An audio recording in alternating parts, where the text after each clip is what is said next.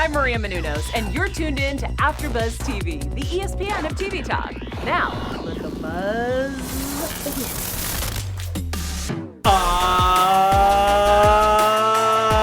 Yes, ladies and gentlemen, it is the AEW Revolution After Show on AfterBuzz TV, and we are coming to you live from the world-famous AfterBuzz TV headquarters in sunny Los Angeles, California. Woo, woo. And have we got a show for you?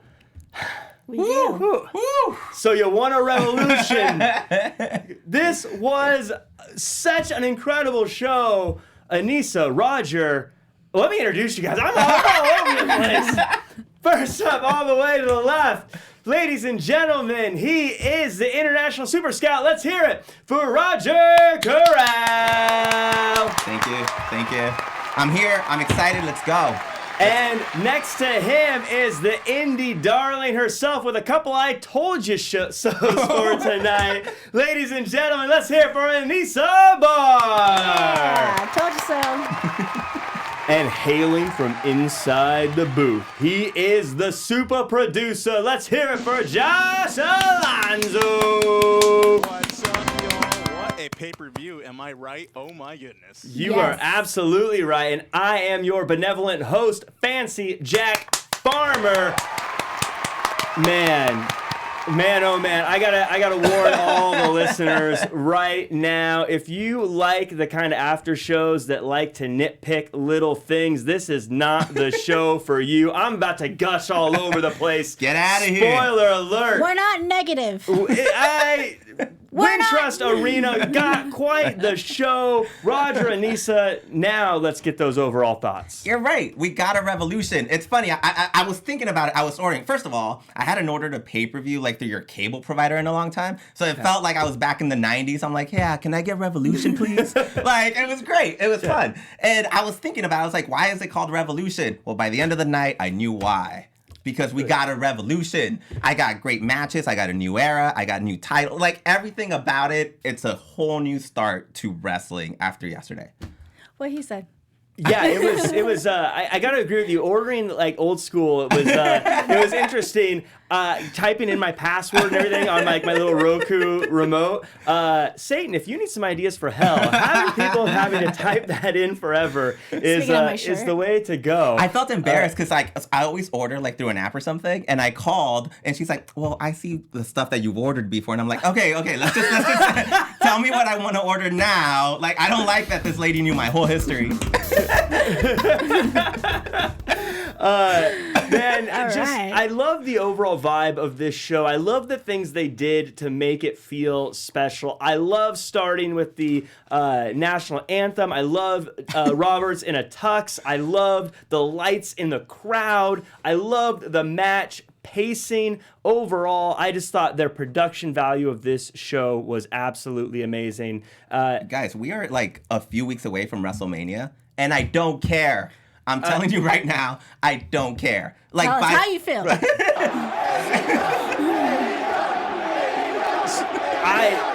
Roger, man, I'm right there with you. So we were saying right before we went on the air, since Bash at the Beach, they have been lights out with every show, and they stuck the landing tonight. it's been ridiculous. We started off on a boat, and I feel like I'm still on a boat. Like, I'm still on that high. Like, I mean, you're dressed like you're going I'm on a dressed boat. like I'm on a boat. So I always like to start with what is the most important thing from the show, but AEW really put me in a bind here because everything was great. So I'm just going to go ahead and start from the main event. Jon Moxley versus Chris Jericho. Obviously, we've got a new world champion. Huge news, but I want to start with the promo he cut at the end, and he said, I want to thank all the people who were with me since the very beginning, and because of that, Anissa Barr, I want you to take it away here. When he said that, it felt like he was speaking to me personally, because there's a lot of people who have been watching him since day one. I mean, 2006, 7, 8, 9. Those are the years that I discovered him. And to know and see how grown he has been and matured through his career. It really shows how much of a true champion he really is, even having the title or not. But I feel that this is who he is, and he's finally now saying, this is what I've always wanted to be. This is me. And I thank everyone to pretty much who's been on my side since day one, because he had a lot of ups, he had a lot of downs. You know, his life story is crazy, personally and career-wise. So when he said that to me, I started to get emotional, and I'm not going to get emotional today. But I mean, it really solidifies how much he cares about his fans, and as well as the people who is surrounded by him. Absolutely agree.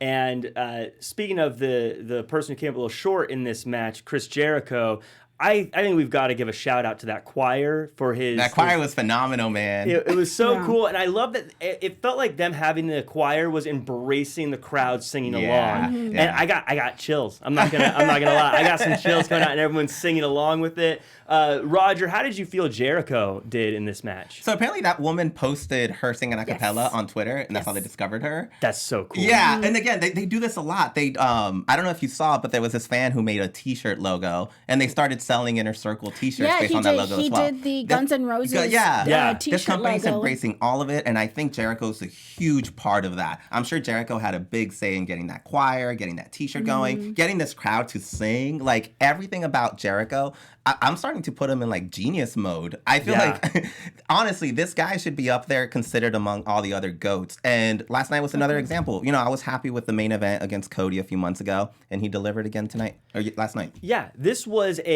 match felt very animalistic. It felt very high school, out by the backstop fight. You know, basketball. Yeah, where you've got like the bully with his buddies on the outside talking crap, and then Aubrey Edwards with the ejection that got one of my favorite pops, the spinner Rooney before throwing him out. I've never popped that hard for a referee in my life. Did you see Ortiz? Like the minute that she slammed him, he like threw himself back. It was like she like hit him with a Hayukin. Like it was so good. It was such. I mean, so this is where we can argue on what makes a wrestler great or a match good or storytelling great, but I've not made it a secret. I'm a huge fan of Jericho. I'm a huge fan of the Inner Circle. But when you've got two people doing such a great job that you find yourself going with the crowd and still cheering for Jon Moxley, that is art. Yeah. Even though I'm a fan of Jericho, look, I've said it a million times, I love the Inner Circle. I was right there with everyone cheering for Jon Moxley with that gnarly cut in the forehead and then pulling off the eye patch at the end. It was just such a great way to end this rivalry, or at least end this part of the rivalry. And I am so excited to see what this new era of AEW looks like with Jon Moxley as the champion. I think it's going to be a rough and wild AEW. I have a little prediction. I think the next person who I wish and I want to see to come to AEW is Sami Callihan to have a rival with Jon Moxley, because they have a history back in the day. Loose, so. The conspiracy, if anybody knows what I'm talking about.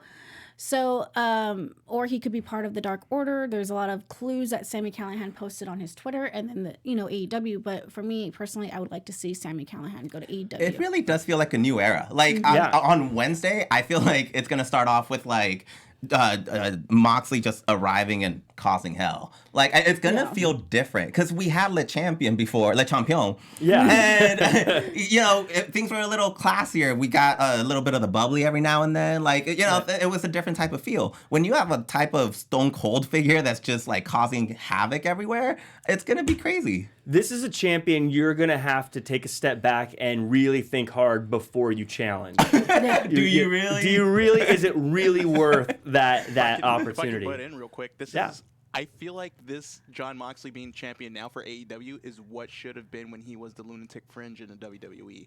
Just someone that really gives no F's about anything and just really just digging into that whole just attitude about it and really delving into that Stone Cold Steve Austin type of character. He threw in an F word at the end of the pay-per-view. Yeah. We don't care anymore. I love how Justin Roberts didn't say it. He said, I'm going to have to paraphrase. Speaking of paraphrasing, Roger, could you do the world a favor and let everyone know where they can find shows like ours? You can find us on iTunes, find us on YouTube, anywhere you could find us, go for it. We always appreciate you checking us out. I actually heard us on our iTunes last week. We sound phenomenal. And I want you guys to experience that as well. So subscribe. Anytime you subscribe, you help us out. You help everyone out, because the more voices we have, the bigger this company gets, the bigger we get. Everyone benefits from it. And we want to keep bringing you a great product. So please subscribe and check us out. Yeah, and thank you for everyone joining us in the chat and the 5-star reviews and all that good, fun stuff. And speaking of good, fun stuff, we had Pac versus Orange Cassidy, and I've got to start with an apology. When I'm wrong, I say I'm wrong, and I've said I didn't think Orange Cassidy could do it without having to change who he is, but I'm telling you right now, watching this match, I had the time of my life. Can we get time of my life? Can I say, told you so? I told you so. It was so much fun. I can't believe I had this much fun watching someone do nothing. It was absolutely stellar. Hailing from wherever. Weighing at whatever. The best part, though, in my opinion, the best part is the pyro. It was like the pyro was barely doing anything, and the smoke went halfway when his entrance. I mean, come on. The way he was, my favorite bit was when he was rolling from side to side of the ring. That was hilarious. And then at some point, they caught him, and I feel like they cracked. They started laughing, and they're like, wait, this is stupid. What am I doing? Right. And then I lost it when he finally got his hands up and then into the pockets in the middle of the match. I was so pumped for this guy. This dude is a star. This guy, just give him all the titles. I love it. You know, some people don't like the whole Orange Cassidy bit. Well, I tell you, if you don't like it, jog on. He's amazing. He is so good. Oh, my goodness. And can we just say how big of an importance a crowd is? Like, without the crowd, I don't know what I think of this match sometimes, but the crowd was along the way the whole time. Oh, Chicago, you are the MVP. You were into it this entire show. But I absolutely loved this match. And I love that, the right person came out on top, but it didn't feel like it hurt Orange Cassidy. It looks like we're also going to get a little bit of a Lucha Bros best friends rivalry. How are we looking at that? I don't know, but I'm very interested to see that one. You know, we haven't seen them in a while, and I think it's time for us to get the opportunity to see, the Lucha Bros come out and maybe go on top once again. Yeah. Once again. Everything about this match was great. I like the outside interference because we have feuds. We mentioned this before. There's a lot of second and third feuds going on in this company, and it doesn't feel like it's cluttered. So it's good to have. I actually had forgotten that the Lucha Brothers kind of had a thing against the best friends. Yeah. So it was a nice surprise. Oh, that's right. This is great. And it added another factor to this match because already, I feel like people were excited for this match, but we were all a little skeptical. We were a little nervous going in. I remember Pac used to, he didn't like the gimmick they gave him at WWE. Mm-hmm. And so the fact that he takes wrestling so serious and yet he was happy with this match, that says a lot. I think that's what made this such a good match, too, is that Pac is so serious and Orange Cassidy is so whatever. And whenever. You gotta love the part where he started playing along a little bit when Orange Cassidy started throwing the kicks and then Pac threw that little he threw the kicks back. Limp kick too. And I'm just like, oh my goodness, I'm so glad he's actually just into this match right now. Oh, and the way the crowd was into it too, every time going, oh. But then again, they played up the differences between the two with the way Pac shoves him right after, and everyone they booed him out of the building for pushing a guy in a wrestling match. Who's being annoying. Yeah, I'm going to push you. That's why he needs his orange juice to pump it up. Like I said, I was a doubter. I apologized to everyone I argued with about it. I'm a believer. I'm an Orange Cassidy guy. I'm all in. You see Jack on Wednesday coming in with his jeans and orange juice. His Canadian tuxedo. It's gonna be a very quiet show because I'm just gonna do this the whole time. For our iTunes listener, my thumb was barely up. I read online, I'm not sure, I haven't confirmed yet. People are saying that Orange Cassidy used to be the fire ant in Chikara. Oh. And I'm not sure if that's true. So if it is, then I think that explains a lot. But if it's not, then stop doing that, guys. Yeah, quit spreading fake news if it's fake. If it's not fake, then we're good. Good job. Way to make news stories happen. So yeah, that was just absolutely great. And I love that it came after such an emotional match as MJF and Cody. There's no breathers here, man. Like, it was... The pacing of this show was just so good. Like I said, before this match, which was a fun match, we had the very emotional, very serious match, the MJF versus Cody. MJF with a pretty cool jacket. Cody, who I think his intro was like when you're making your character in WWE 2K and you just give him everything. I think that's Cody in a nutshell. Yeah. My video game character. Yeah, that's what he is. Yeah, just everything. Like, oh, you can have a live band now? Added. Oh, you can have everyone walk out with you? Added. I have a dog, my wife, a sledgehammer. I can add a new tattoo. I'm not gonna put that in there. But you can't really get it to the right. You can't get it to the right spot. Yeah, so you end up putting it somewhere random. This is fun. Yeah, so the belief in his brand he has is actually incredible. This was paced so perfect. It was such an emotional, serious match, and I love that Cody was so intense, but MJF kept making us wait, rolling out of the ring, working the crowd. The fact that he has the guts to go into the crowd and grab beers and knock off hats and splash people. Honestly, it takes so much guts to do that because you know there's a drunk fan out there who's like, I'm going to be the guy to hit him back. Right. Or do something. I think he wants it. And I think it's he's kind of asking for it. Yeah, and I wouldn't be surprised if that does happen because a lot of wrestling fans are into the characters. They believe these people are who they are, so they get a little rowdy, but... Then again, there goes a lawsuit. You know? You get emotional. You get invested. I always remember this one clip of a grandma like fighting Hollywood Hogan, like at a Nitro. I remember that. And she's really into it, and Yeah. I feel like you kind of want that from your crowd, but it's a risky move. Yeah. It is a very risky move because especially if you don't know what they're gonna do, but. Man, the crowd was into this one. I feel like I'm going to say that about every match, just FYI. Every single match, the crowd was super into. They were cheering and chanting for everything. MJF, just so many great things. I loved him biting the toes. I loved him. He's so sadistic. Why is he everything? He likes lashes. He likes biting toes. What a weirdo. You know what this reminded me of? It reminded me of an old school NWA type of match. It's just reminded me of just like Dusty Rhodes versus Ric Flair. Just like two heated rivals, and you know the story's going to keep on going. So I just loved every minute of it. Yeah, these guys aren't done. They're not. Yeah, I agree, No. Josh. Great analysis there. I do agree. It's going to be like a Dusty versus Flair in that they're never ending. It's never going away because they work together too well. They are, Cody said he wanted to kill the Attitude Era, and today I felt like that happened because the Attitude Era led us to bad guys that we cheer for and good guys that do bad guy things. But this was a match where it was a true blue babyface guy you love versus a hated, not trying to be cool bad guy, and it was absolutely phenomenal. You're right. I feel like we got obsessed with the era of the anti-hero, and I feel like in any other company, like the crowd singing like Jericho's song or the crowd getting invested into MJF, you would want to turn them, but that's not the case now. Like MJF is a punk, and we want him to get his comeuppance. Like we want him to get beat up, and so it doesn't matter how cool he gets. It doesn't matter like how clever he gets on the mic. I want you to get beat up.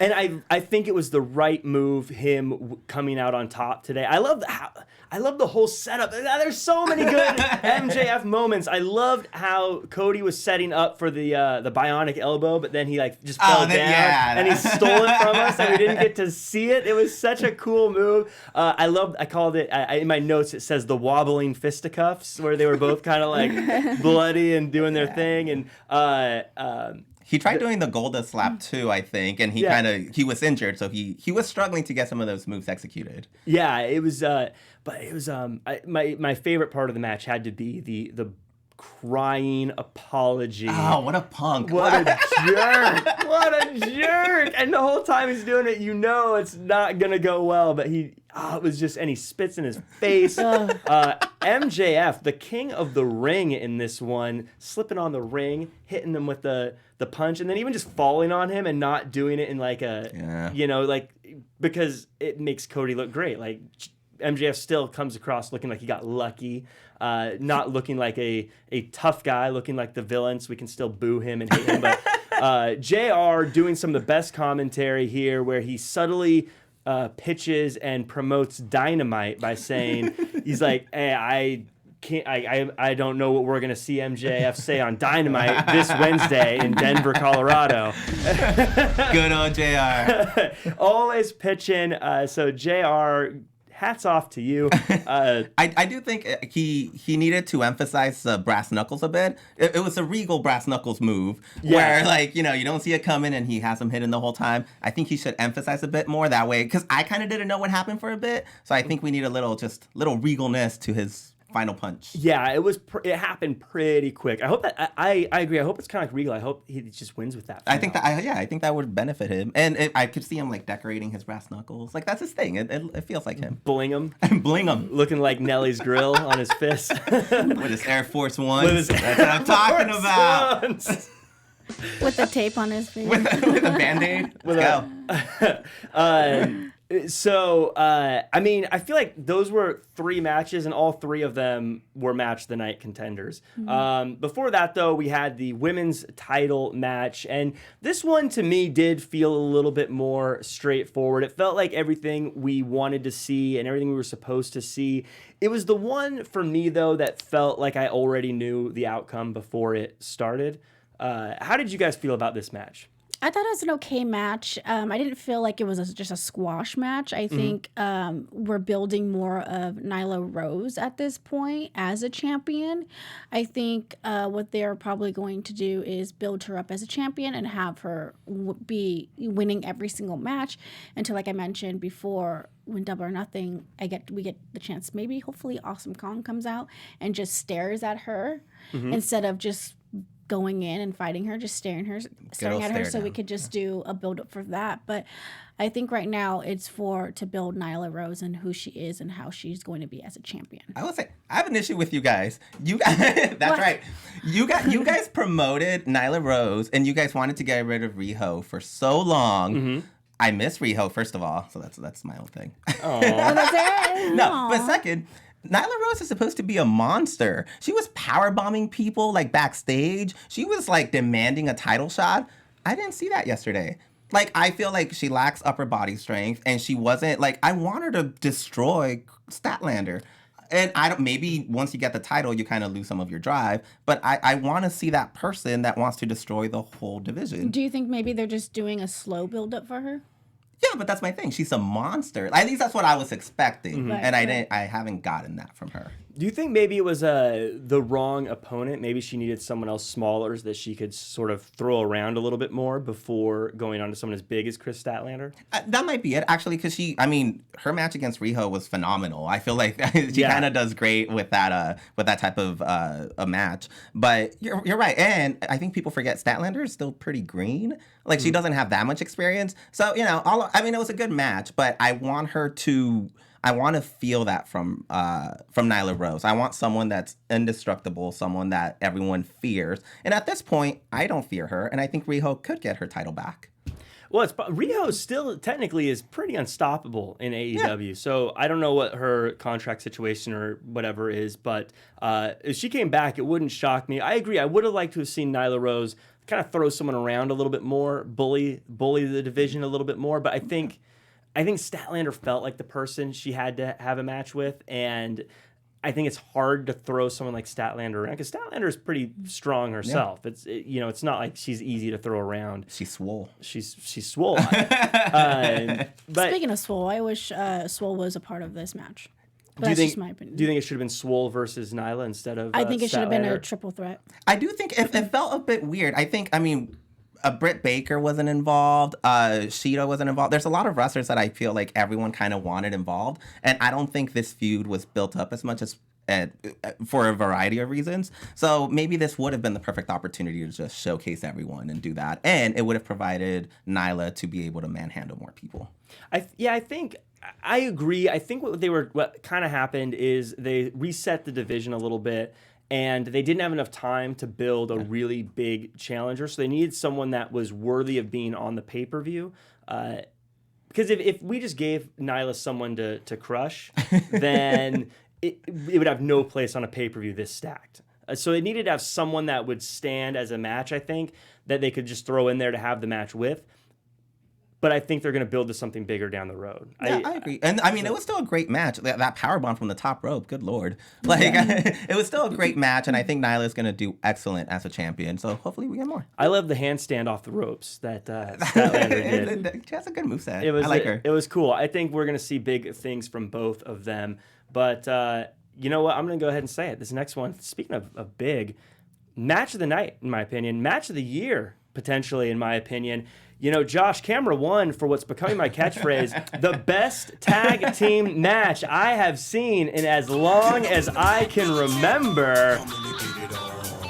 We have the Young Bucks versus Hangman Adam Page and Kenny Omega.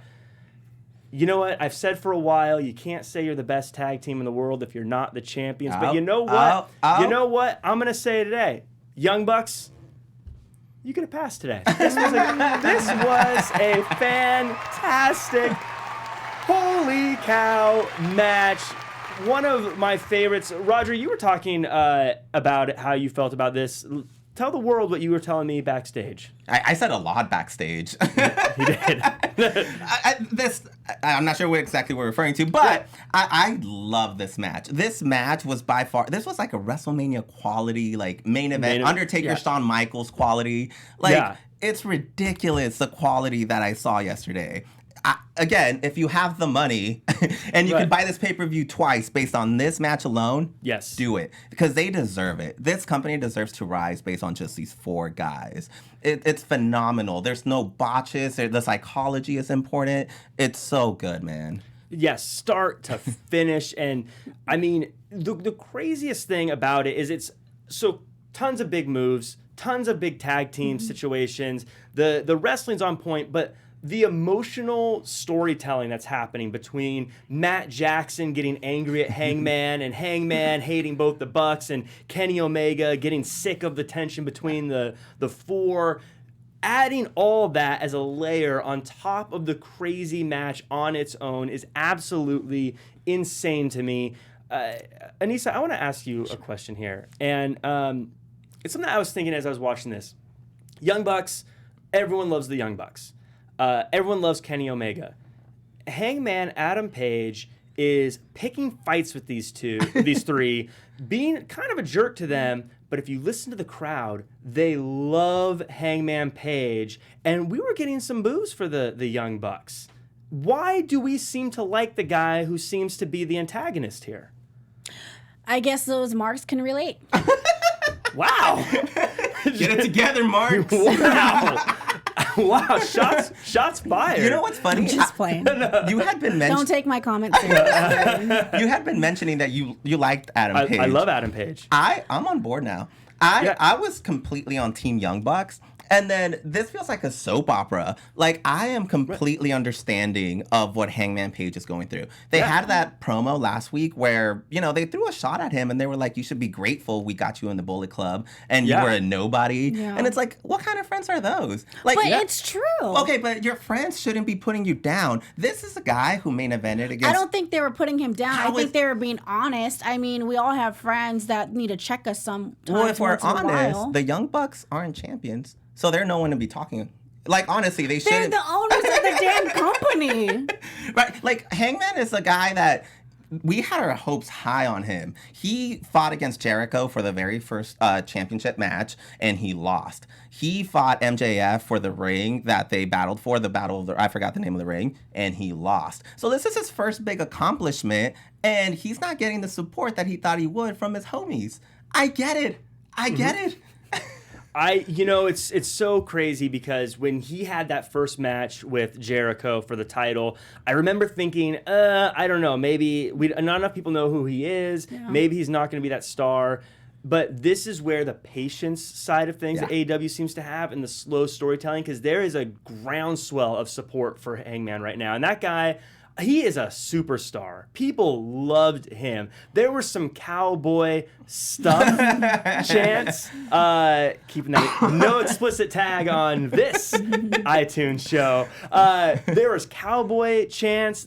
People were so into him, and that tease at the end where it looked like he was gonna buckshot Kenny. Man. Oh, I was like, I was like on the edge of my seat, like, oh my gosh, what's gonna happen? I'm invested, man. And you know why he's thinking that? He just beat arguably the greatest tag team. Mm-hmm.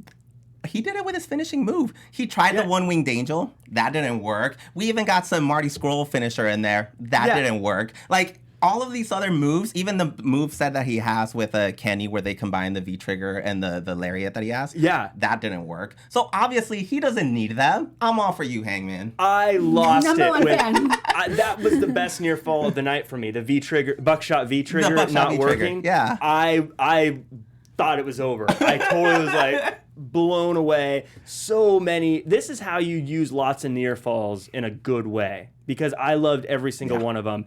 And it's funny, when they started AEW, they said they want the tag team division to be on par with the world title scene. And if I'm honest, this is the story I'm most interested in. Mm-hmm. I am so fascinated to see what happens on Wednesday when they follow up on this. Yeah. This is my ultimate soap opera. The fact that we're not talking so much about their moves and more about the storyline, I think that's just a lot, because it's hard to capture an audience that way. Yeah. Like, it's so hard. And they have us, they got the crowd there. They're obviously doing a great job in using in-ring psychology and their own experiences as a group to bring it all into this storyline where, like you said, it's not so much an anti-hero anymore. We kind of we want to root for certain people. Yeah. And it's cool. Like, Hangman is unhappy with his friends, and I don't expect anything crazy, but he's upset with them, and I get to witness that and experience it with him. Yeah, Hangman is my favorite person in wrestling right now, I think. I am so on board with Hangman. So we got a successful title defense there. Someone who was not so successful was Sammy Guevara in his battle with Darby Allin in what was a firecracker of a match itself, doing moves that if we did in a video game, I would say no way that would ever happen. What do you guys think of these two going at it? The future of AEW going at it head to head? I can't wait until these guys are pretty much the face of the company, because these two, I really enjoyed this match a lot. I really liked the whole 360, whatever that damn spin he did. Yeah, it's 630. Something crazy he's done that. When you do a flip 6 times in the air, I think that's what you call it. I don't know. Yeah, he spun around so many times. That's spot on. I think overall this really shows how much these two guys will end up being a star in the next couple of years, being the face of AEW. You mentioned before you really think that maybe Sammy Guevara could be the leader of Inner Circle, and I think with this match... That was Roger. A lot of stuff was said behind the scenes. There's a lot of things that was happening. But I think that will eventually happen. It feels like he's ready. Like, it genuinely felt like... It happens in wrestling whenever you see like a mid-card type of feud and you're like, yeah, this is a main event in like 2 or 3 years. And it happened when Triple H and The Rock were fighting against each other, Eddie and Rey Mysterio were fighting each other. There's people that that's going to be the main event in the future. And that's what I felt. I was like, this match is so good. Not only do they have the movesets, but they have the look. They have the crowd. What more could you ask for, man? Yeah, like personally for me, I hope Darby Allin and Sammy Guevara have a long feud, because I feel like that they really connected in the beginning of not only just their in-ring style, but their storylines. And I think mocking each other really shows the outcome of both of these two. I think that brought out a lot. I think that having that, like, it allowed them, like, even having the whole thing where they're talking through like the Love Actually type of the Love Actually notes, I feel like it allowed them to be more creative. And we've said this a lot about AEW. Like, they're allowed to be creative. And I mean, the fact that we're talking about a 6:30, I feel like we're talking about a crazy move every week, man. I wrote down in my notes for this match is breathtaking. Yeah. Like, as soon as it started, Darby Allin, when he dove out of the ring through the ropes, I was like, ah! Like, I don't know how Sammy was wasn't ready. ready. Who could have told me he was going to do that? I'm not ready for that. It was, but through the whole time, Excalibur alluded to it. The actual match was very short because there was so much stuff that happened before the match even started. But it felt like, again, playing a video game, but you like give yourself the special meter on full the whole game, and that you're just hitting every random crazy thing, and you built both of them up with perfect stats, so they're jumping clear across the ring. That coffin drop, I was like, you're not gonna make that, man. Oh, that was good. That was amazing. good, man. But he hit it just perfectly. And then if Hager came out at the end, I think we might get a Hager Darby Allin rivalry, which I think would be cool to see, especially after Hager was victorious over Dustin Rhodes in the opener of the actual pay-per-view. Two bigger fellas going at it. I thought Hager looked like a big, heavy-hitting dude. Lots of meat. Lots of meat in that ring, slapping together. Oh my God. Let's keep going. Let's go. So Anissa, tell me, how did you feel about these two going at it, bumping together, Bumping meats. bumping meats? Well, it is Sunday and it's fun day. I really enjoyed this match. I thought this storyline was okay. It was a slow build-up, but I really wanted more to the storyline because we didn't really get to see a lot of Jake Hager as much. But you know what Rhodes did at the end, kissing the wife. I don't even know if that's even really his wife or just an actress, but I thought that was very like old school Attitude Era. Yeah, Maybe a little too Attitude Era. I had an But issue it wasn't like I had an issue with it because appropriate. He just like kissed another chick without her consent. So to me, right. it felt kind of it felt something that you would see in the Attitude Era, and I think wrestlers need to kind of adjust to the growing times. And I mean, why would I be cheering for someone that like he had his girlfriend ringside, or his wife, I'm not sure which she is, and she's supporting her husband. So I'm like, okay, well, good for them. And he kissed her. kind of makes you feel bad. I feel bad. Yeah. And then here comes this guy and just mooches her. First of all, that's sexual assault. And second, why? Like, why am I As gonna, someone who's a lawyer, why am I going to cheer for that? Yeah. Like, I feel bad for the other guy. Go ahead and beat up Dustin Rhodes, man. External shockwave is concluding that is indeed Hager's wife. oh, okay. All right, cool. So thank you, Shockwave. I felt like I sympathized with Hager when I saw his wife was there because I was like, oh, he's got a family. Oh, and he loves her. Yeah, He's like coming to exactly. kiss her and stuff. Yeah, and then Dustin kissing her was like, what a jerk. Yeah. I mean, I get it because that was kind of his thing from before, but I don't know if that hit the way they wanted I see it both to. sides. I mean, if you work in the business and you know behind the scenes, of course you approved it. Everyone agreed on it. Well, yeah. But if you don't, I get it, but at the same time, it's like, okay, now what is this going to lead to Wednesday? Yeah. I think for someone that doesn't want to be that closely associated with Goldust, he should kind of not act like Goldust then. Yeah, that's fair. Real quick, because we are running low on time, in the buy-in show, we had SCU versus the Dark Order. Dark Order comes out on top after teasing the Exalted One coming and it not happening. Coming to get it on. How do you guys feel? There was a lot of hype that the Exalted One would show up at this show, and they did not. How did you guys feel about this? Funny you mentioned that. Did anybody see the press conference? Did not. Well, I will say, real quick. The press conference pretty asked Tony Khan, like, is Matt Hardy coming? And he kind of stumbled his voice a little bit about, he was very, gibberish with his words. So maybe we'll get the Matt Hardy. But in my opinion, with this and everything, I feel that we're going to get a lot more SCU versus Dark Order in the future. But I don't know what's going on with Christopher Daniels and SCU right now. Dark Order is one of the most interesting things, I think, too, and like who the Exalted One is and where they're going. I kind of like that they didn't bring in, because I think essentially what happens sometimes, you get the TNA model where like people are expecting a return or a debut at a big event, and then if you don't get that, everyone kind of goes home bummed out. So I was kind of happy that we didn't get that, and obviously we're still excited to see it. So there's plenty of time for it. I thought it was the right move too, because I think putting them on the buy-in, since they're not having the debut or anything, makes it so it's not a big deal. It's not a letdown. But I also think if you did have that big debut with so much stuff happening today, it would have got lost in the shuffle anyways. So we're really low on time, but before we get into the social media stuff, I do want to go ahead and quickly do some predictions or previews. Blood and Guts, the War Games style match. I am super pumped about this. War Games, one of my favorite all-time gimmick matches in the world. Who do you guys think is going to be in this? What do you think is going to happen real quick? I think we talked about it backstage, Inner Circle versus the Elite. I think it has to be that. And throw in like a Moxley in there and just cause havoc. Yeah, I think that would be awesome. If Moxley's not in it, who is the number one contender? Who's the next one to get the match? If you're predicting, not who you want, but who you think. Ooh, I want Jericho to continue. I want him to like go after the belt. I kind of want Jericho to come back with his own belt and declare himself like he's our Le Champion.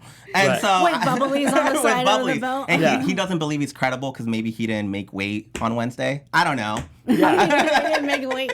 That's fun. I like that. So then, so cool. So that's really, I mean. Wait, who do you think? Who do I think the next challenger is going to be?